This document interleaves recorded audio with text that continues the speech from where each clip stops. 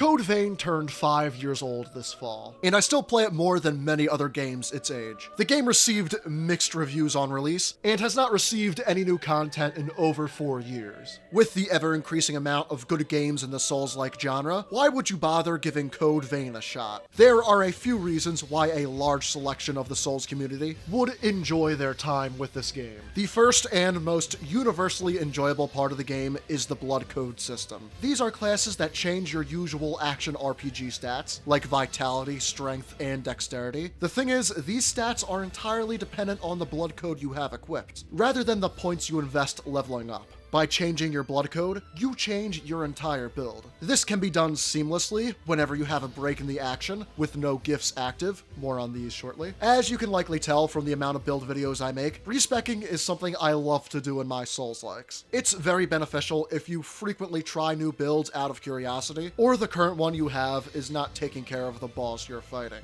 Our second reason to play Code Vein is the gift system. The optimal way to play this game is to empower yourself with as many whimsical anime powers as possible before atomizing your enemies in a single blow. Every build is a spellcaster in some sense or form. Strength mains, casters, and dexterity enjoyers all have plenty of gifts they can choose from to enhance their build. You can buff your weapon, buff yourself, hurl magic towards your foe, perform a flashy, powerful move, or something else entirely. The resource that lets you cast these gifts is called Ichor. The main method of obtaining more Ichor is attacking the enemy directly. You can even increase your maximum reserve of Ichor by executing special drain attacks, backstabs, or parries. Attacking enemies with these methods may be less straightforward than bullying them with a Zweihander, but rewards you by increasing that magical reserve. Games making you more powerful and rewarding you for being good is one of my favorite things a game can do, and one of the many reasons why I love Code Vein.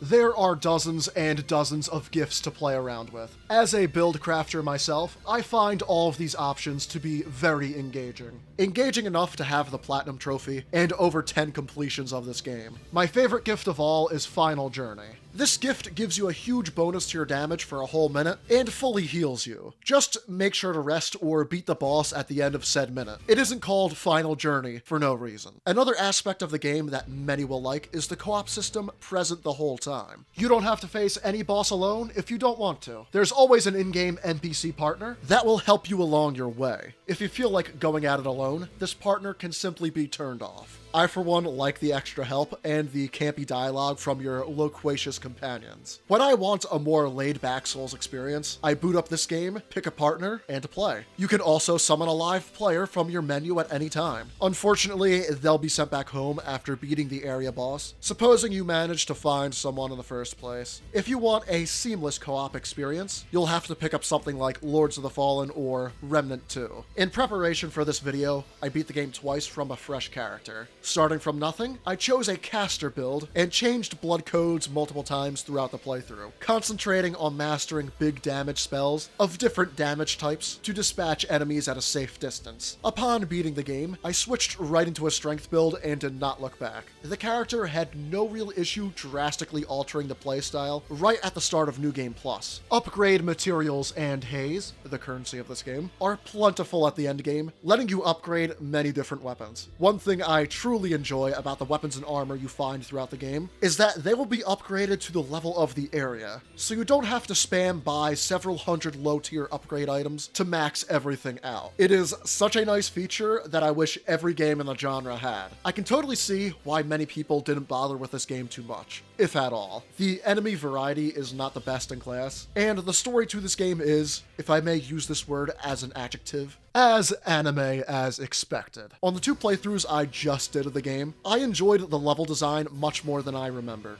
There were plenty of hidden areas and much more vertical level design than I recall, adding a much welcome third axis to the levels. I have seen discourse about the level design of this game over the years, mostly centering on a level towards the beginning of the game, the Cathedral of Sacred Blood. This whole area can be confusing, with similar looking walkways, dead ends, and paths intertwining on top of each other. It can get really frustrating being constantly lost here. However, if you take your time, analyze your surroundings, and look left, right, up, and down, you'll find your way through. The tricky design of this place makes it easily my favorite level in the game. Features and flaws regardless, Code Vein routinely goes on sale for $9 on Steam. If you want something to fill that hollowing void inside your soul that calls to you louder and louder each day as you await the next title from your beloved From Software, I ask that you consider Code Vein. So before we end this, please let me know in the comments down below if you have any experience with Code Vein. Did you like it, love it, or hate it? What were your least and most favorite parts? Or is this your first look at the game? I will see you all next week for more Elden Ring builds.